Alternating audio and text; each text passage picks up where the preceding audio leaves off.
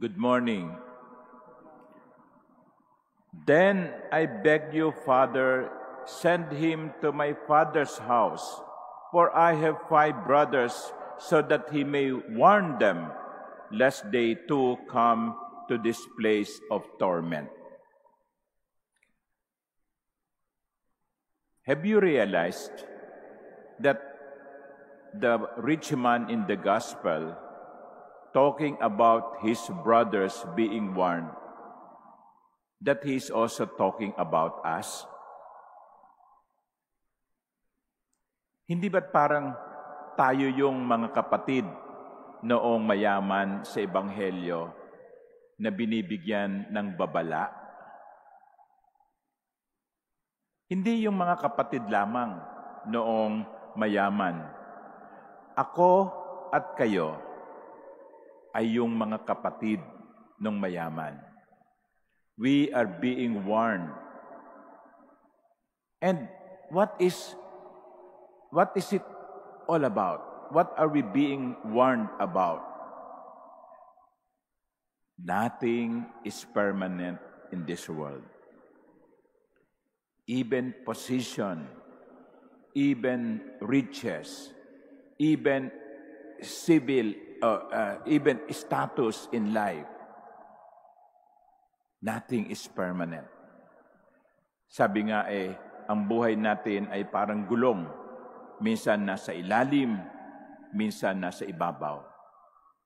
Kung ikaw ay nasa ibabaw, huwag mong kalimutan yung mga nasa ilalim. Pwedeng magbago ang takbo ng buhay mo, hindi lamang sa kabilang buhay, kundi maging dito. Maging dito, sa lupa. Dati kang makapangyarihan, wala ka ng kapangyarihan ngayon. Dati kang mayaman, mahirap ka na ngayon. Dati kang sikat, laos ka na ngayon. Ilang mga artista ang dating sikat, hinahangaan ng mga tagahanga, hinahabol kahit saan magpunta. Pero ngayon, kung maglakad sa mall, wala nang pumapansin. Dito pa lamang sa mundong ito, nagbago na ang kanilang kapalaran. At sino naman yung mga tao na dati-rati ay mahirap, pero ngayon ay may mga magagandang bahay? Hindi dahil sa sila'y magnanakaw, kundi dahil sila'y nagsumikap. Pwedeng mabago ang kapalaran ng isang tao dito sa lupa at maging sa kabilang buhay. Because there is nothing permanent in this world, much more the material world.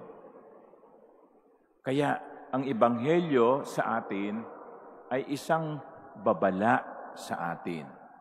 Sabi ko nga, kung nasa itaas ka ngayon, huwag mong kalimutan yung mga nasa ibaba.